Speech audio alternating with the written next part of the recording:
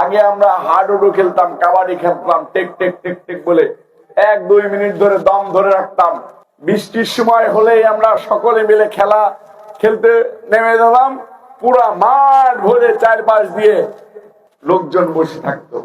আগে ফুটবল খেলা হতো, প্রত্যেক দিন আমরা 3টা-4টা বাজার সাথে সাথেই স্কুল থেকে ফিরে ভাত খাওয়ার আগে খেলার কথা চিন্তা করতাম। খেলা মনে হয় শুরু হয়ে যাচ্ছে, আমাদেরকে খেলতে নামতে হবে।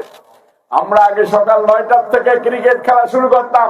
2-3 ম্যাচ বলতে হয়ে যেত। মাঠ বলতো যে এই টিমের পর আমরা খেলবো, অনেক টিমের পর আমরা খেলবো, এরকম পরিস্থিতি ছিল।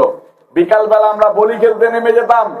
সন্ধ্যার পরে পড়তে বসার আগে আমরা দাঁড়িয়ে খেলে 2 দান খেলে তারপরে যেতাম। আমাদের ভিতর থেকে দাঁড়িয়ে খেলার প্রবণতা উঠে গেছে। তোমরা দাঁড়িয়ে খেলা সম্বন্ধে জানো? জানে না।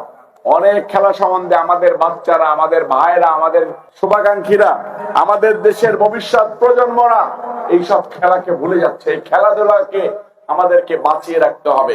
মাগুরা 2 আসনের মানুষদেরকে আমি বলতে চাই, খেলাধুলার জন্য রবিউল ইসলাম নয়নের দরজা সবসময় খোলা। আপনারা যখন যে প্রয়োজনে আমাকে বলবেন, আমি সাথে সাথেই হাজির হব। আমরা সৌভাগ্যবান, মাগুরা জেলাতে এমন একজন জেলা প্রশাসক পেয়েছি, তিনিও খেলাধুলার প্রতি এমন বেশি উদ্বিগ্ন।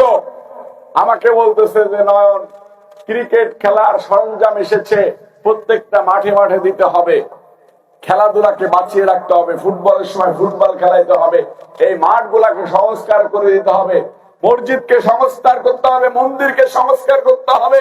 আমাদের বাচ্চারা যেন মাদ্রাসায় কোরআন তেলাওয়াত করতে পারে।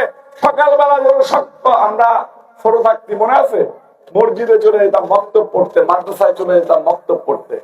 কোরআনের আলো আমাদের বাচ্চাদের ভিতরে যেন চলে যায়, সেদিকে দৃষ্টি রাখতে হবে। এবং আজকে যারা বিজয়ী হয়েছেন, বিজয়ীদের জন্য আমার শুভকামনা রইল। যারা হেরে গিয়েছে তাদেরও মন খারাপ করার দরকার নাই। আপনারাও ভালো খেলেন, আপনারাও ভবিষ্যতে জিতবেন, পরবর্তী ম্যাচেই জিতবেন ইনশাআল্লাহ।